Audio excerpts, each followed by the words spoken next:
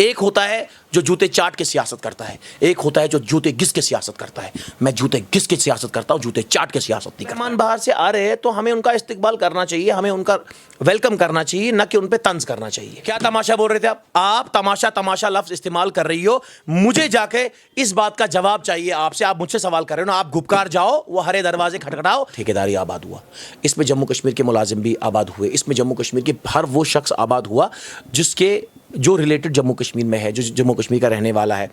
मतलब शेख छियेतिच, सीर छियेतिच, टर्ल छियेतिच, इशुना येतुक तो यमन लुकन वोत ये फ़ायदे। बस वना ये फ़ायदे गोस वातुन हमेशा कश्टन, हमेशा यहाँ के रीजनल लोगों को ये फ़ायदा पहुँचना चाहिए। बाइकआउट किया, मेरे को उस बाइकआउट के बारे में बात नहीं करनी है, बट मुझे पॉजिटिव एस्पेक्ट ये देखना है कि जो 17 लोग यहाँ पे आ रहे हैं वो हमारी यूथ के लिए क्या ला रहे हैं। मैं एक यूथ लीडर हूँ, अगर मैं यूथ के लिए नहीं सोचूंगा तो किस लिए सोचूंगा। तो मुझे लगता है इस टाइम पे अगर गवर्नमेंट ने कोई स्टेप लिया है टूरिज्म सेक्टर में, टूरिज्म को बढ़ावा, क्योंकि आप शिकारा वाले देखो वो भी यूथ है, आप होटलियर देखो वो भी यूथ है, रेस्टोरेंट ओनर्स देखो वो भी यूथ है, टैक्सी ड्राइवर्स देखो वो भी यूथ है, रेडे पे कपड़े बेचने वाले लोग वो भी यूथ है। अब मैं समझ सकता हूँ बहुत सारी कोताहियाँ हो सकती है जिसकी वजह से आवाम को परेशानियाँ भी उठानी पड़ी और उठानी पड़ रही है, लेकिन हमें इस टाइम पर यह समझना है कि हमारे घर में शादी है, हमारे घर में फंक्शन है, तो कुछ लोग मेहमान बाहर से आ रहे हैं तो हमें उनका इस्तिकबाल करना चाहिए, हमें उनका वेलकम करना चाहिए, न कि उन पे तंज करना चाहिए जम्मू एंड कश्मीर को। तो मुझे लगता है ये बहुत बड़ी बात है, बिकॉज पिछले 40 से 45 साल तक मैंने आज तक यहाँ पे कोई अंग्रेज़, विदेशी, बाहर का आउट इंटरनेशनल कोई टूरिस्ट देखा नहीं। मेरी उम्र भी 32-33 साल है, तो मैंने भी इन 28-27 सालों में कोई टूरिस्ट देखा नहीं यहाँ पे। मैंने सारा टूरिस्ट देखा जो मध्य प्रदेश से आ रहा है, मुंबई से आ रहा है, गुजरात से आ रहा है, दिल्ली से आ रहा है, नोएडा से आ रहा है, यूपी से, हरियाणा से आ रहा है।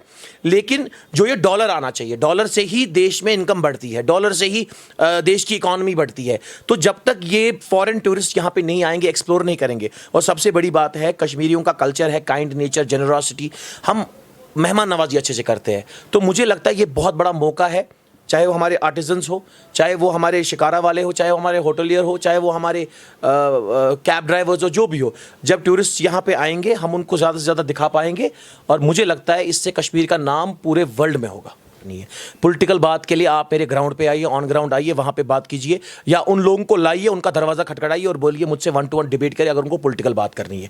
बात अभी हो रही है यूथ की, बात अभी हो रही है G20 समिट की। हम कैसे इस चीज़ को एग्जीक्यूट करेंगे, हम कैसे इसको बड़ा दिखाएंगे। अगर हमारे में कमियाँ भी होगी, हमें वो कमियाँ दिखानी नहीं है।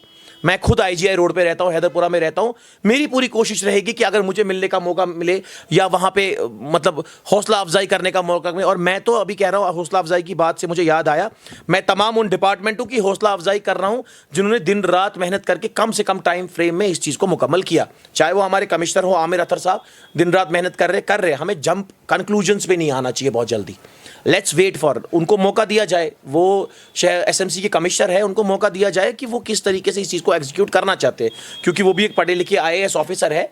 Let us give them an opportunity to make this thing happen. अगर हम पहले ही तंज करेंगे, पहले ही हम नुक्स तराशी करेंगे इस चीज़ में, तो मुझे नहीं लगता हम कामयाब हो जाएंगे, और इससे हमारी छवि इंटरनेशनल सतह पे खराब हो जाएगी, और मैं वो तो नहीं चाहता। मैं चाहता हूं कि अगर हमारे अंदर 2 कमियां हैं, मैं छुपाने की कोशिश करूंगा। यानी कि अगर कोई डेलीगेट आ रहा है और उस डेलीगेट को गलती से कोई पॉट होल दिखा, मैं आपको हकीकतन ये बात बोलता हूं, मैं घर से कोई सामान निकाल के उस पॉट होल के ऊपर रखूंगा ताकि उस डेलीगेशन को ये चीज़ ना दिखे। और ये वाजिया R&B डिपार्टमेंट को भी पता है।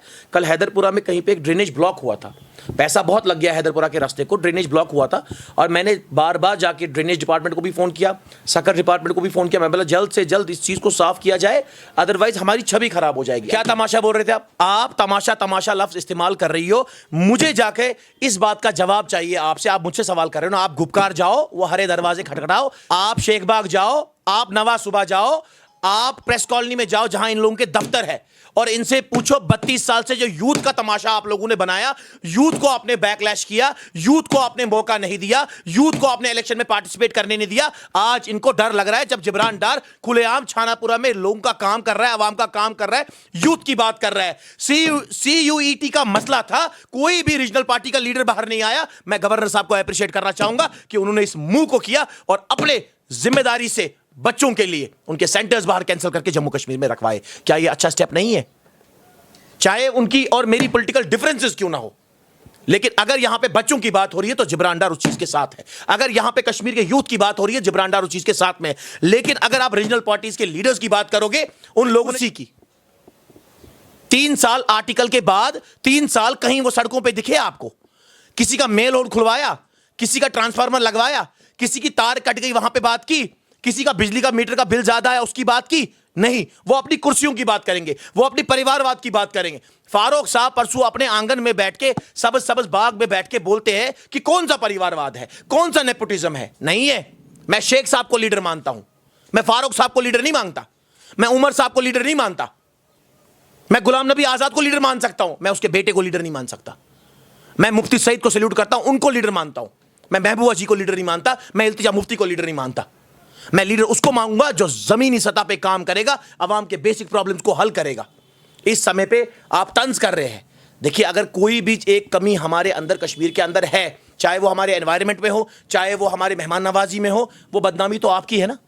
गुलमर्ग युद्ध जबरदस्त सिकी रिजॉर्ट तो स्विट्जरलैंड मज क्या का अंग्रेज योर सिकी करने, क्या गन तुम कैनेडा सिकी करने, क्या योर ये सोरी सस्त त बेहतर त लुक त असल, खेन चेन त असल, एनवायरनमेंट त असल, हालात त खराब क्या तुम योर। मगर अगर वनकस पोलिटिकल पार्टीज मंज उंगली कर रहे हैं तो मुझे लगता है बहुत गलत कर रहे हैं। ये नहीं चाहते हैं जम्मू कश्मीर का यूथ आगे बढ़े, ये चाहते हैं इनके घर का यूथ आगे बढ़े, ये चाहते हैं इनके घर का बंदा आगे बढ़े, घर के अफराद आगे बढ़े, लेकिन जिब्रान डार आगे ना बढ़े। क्यों ना बढ़े? मेरा कोई सियासी बैकग्राउंड नहीं है, क्यों ये हमें आगे बढ़ने नहीं देंगे? अगर आज मैं एनसी में होता, आज मैं पीडीपी में होता, आज मैं जेकेपीसी में होता, आज मैं अपनी पार्टी में होता, क्या मैं जम्मू कश्मीर का अगला चीफ मिनिस्टर हो सकता था? अपने काम की वजह से नहीं, बिकॉज ये डंडा भी अपने हाथ में, बॉल भी अपने हाथ में, सुराग भी, ये गोल्फ का गेम खुद को एंजॉय करना चाहते हैं, कश्मीरियों के लिए कुछ नहीं करना चाहते। ये कभी किसी कश्मीरी को आगे आने का मौका नहीं देंगे। ये उन्हीं लोगों को मौका देंगे जो इनकी पार्टी को फंड देंगे, जो इनकी पार्टी के लिए बहुत ज्यादा काम करते हैं, और जो इनकी पार्टी के एक होता है, one is the boot liquor, one is the boot. एक होता है जो जूते चाट के सियासत करता है, एक होता है जो जूते घिस के सियासत करता है। मैं जूते घिस के सियासत करता हूं, जूते चाट के सियासत नहीं करता हूं।